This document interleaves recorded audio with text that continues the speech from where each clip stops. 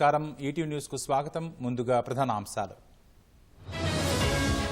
అత్యాచార నిందితుడికి lie detector పరీక్ష, జైలులోనే చేపట్టిన సిబిఐ అధికారులు. ఆర్జీ కార్ ఆసుపత్రిలో ఆర్థిక నేరాలపై దర్యాప్తు, మాజీ ప్రిన్సిపల్ ఇల్లు కార్యాలయాల్లో సోదాలు.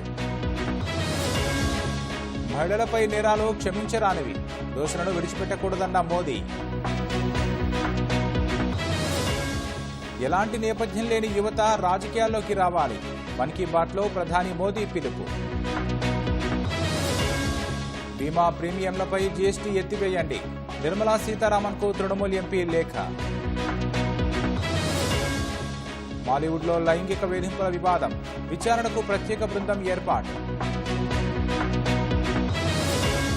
పశ్చిమాసియాలో రాకెట్ల వర్షం, 100 ఫైటర్ జెట్లతో లెబనాన్పై ఇజ్రాయెల్ దాడి. పాకిస్తాన్లో వేర్వేరు బస్సు ప్రమాదాలు, 40 మంది మృతి, అనేక మందికి గాయాలు.